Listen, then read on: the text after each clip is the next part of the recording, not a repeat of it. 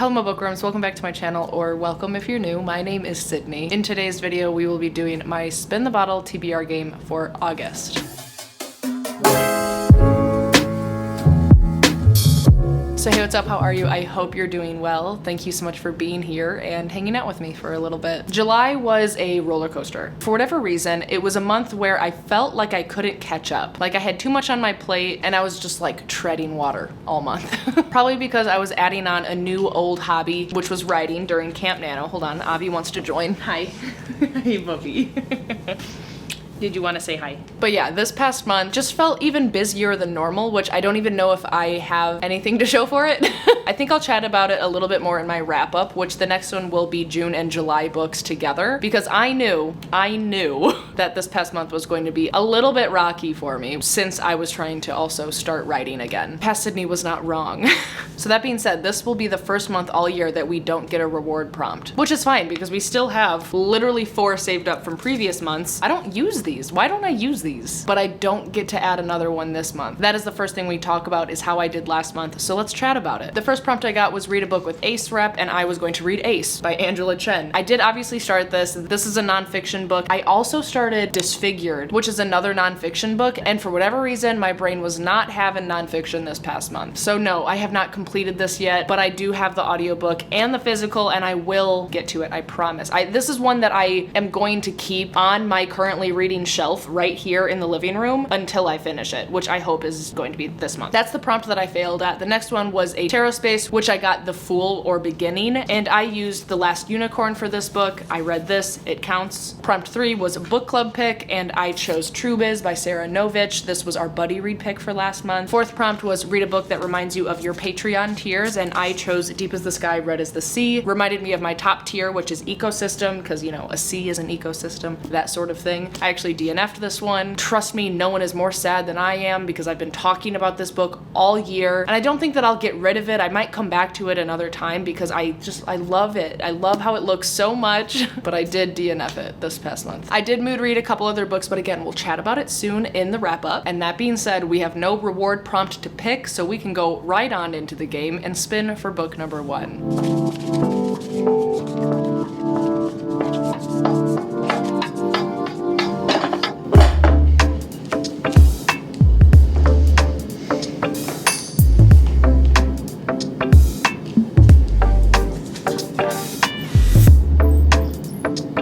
Okay, spin number 1, hold on. First of all was a Patreon only spin, which all of the cardboard color pieces of paper are prompts submitted to me from my patrons. So the one that I got was read a book with chapter titles. And would you believe it? That Ace has chapter titles. Yes, it does. Chapter 1, arriving at asexuality. Chapter 2, explanation via negativa, and so on and so forth. This works. It's going back on the TBR, friends. Like previously discussed, this is a nonfiction book about the asexual experience, the asexual spectrum, if you will. This author, from what I believe I can remember, if this is correct, interviewed upwards of 60 people on their personal experiences on being ace and kind of compiled it within this little nonfiction. And I think I got to like 15% 2 months ago on audio. Really was loving it. Wanted to pause it and get the physical so that I could follow along and highlight. And then last month, like I said, I just like couldn't do nonfiction for whatever reason. But it's going back on, okay? I'm gonna read it this month and I'm really excited. So let's go on to spin number 2.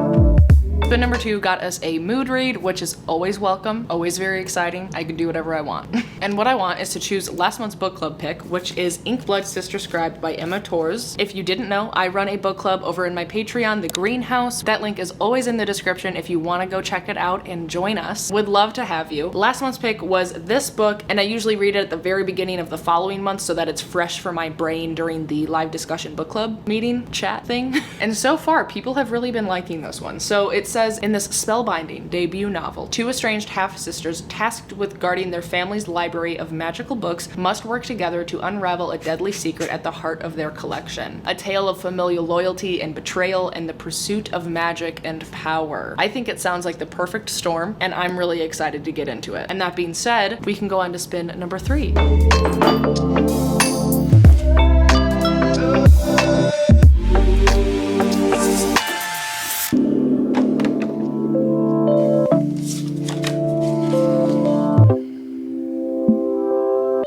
Well, shoot.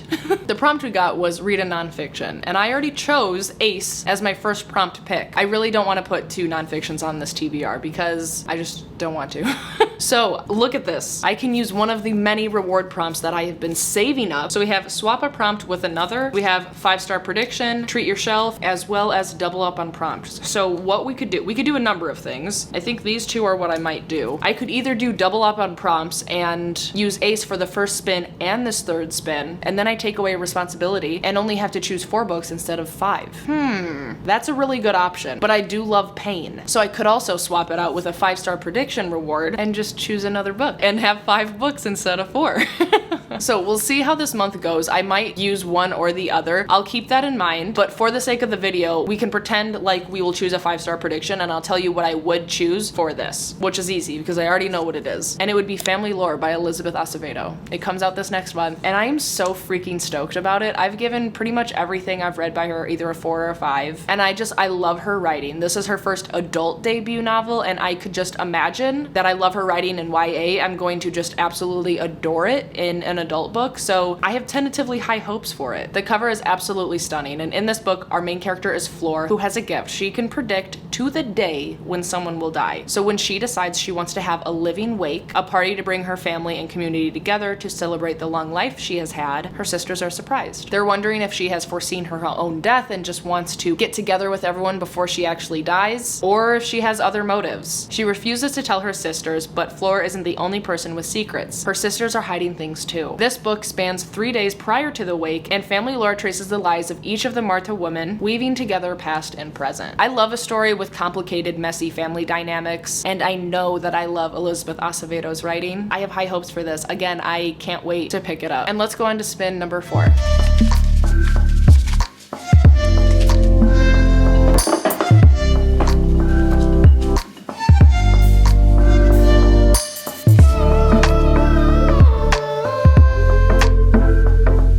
This is a fun one. It says a book that matches the last one you read, but not in the same series. It has to be vibes, colors on the cover, or topic about the book. And I took a minute to think about this before I actually came back, because the last book that I read currently as filming this is Starling House by Alex E. Harrow. And I know what book I want to pick, and I feel like I can stretch it enough to make it work.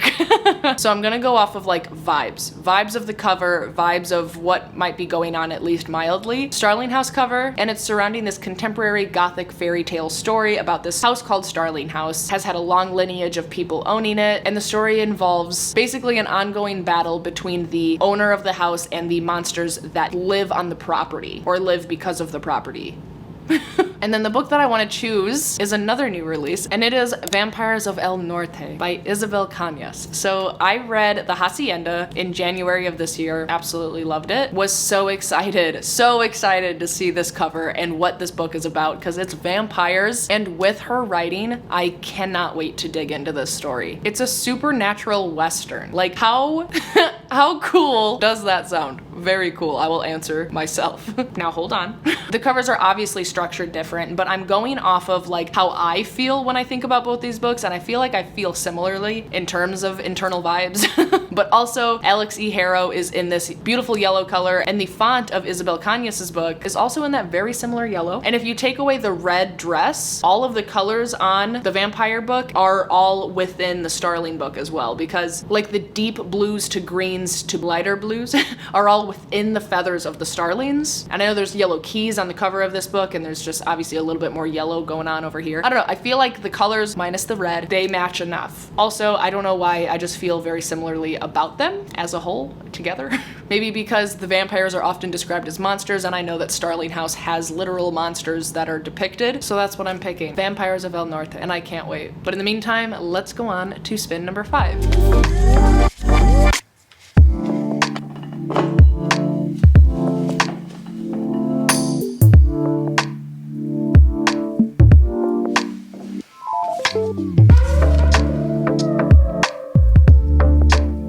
number 5 is read a book from a failed TBR. There are many ways to look at this. We could look at failed TBRs of videos that either I couldn't complete or just simply books that I have not gotten to on previous TBRs that I have made for this game. I have an answer for both of those. And as you know, I give myself the flexibility now in my game where I just have to choose a book for the prompt. I no longer have to lock in an answer, which is so nice of myself. So my 2 answers. The simple, fast one could be Fragile Threads of Power by V.E. Schwab. This is an arc that I have that I think it comes out in September, and it's been on my immediate to-be-read shelf for probably 3 months now. I'm so upset that I haven't read it. And another one is in the same exact vein is Bookshops and Bone Dust by Travis Baldree. Same exact situation. So either of those I feel like could work for this prompt, or another version is to go off of a video that I published in January where I was reading the Goodreads Choice Awards books for fantasy of 2022. And there was a book in that video that I wanted to get to, but I physically just didn't have the time to do so. And that book is Kaike by Vaishnavi Patel. This is actually the buddy read pick for my Nightcrawler book club this month, and I've wanted to read this since January, and it's almost August.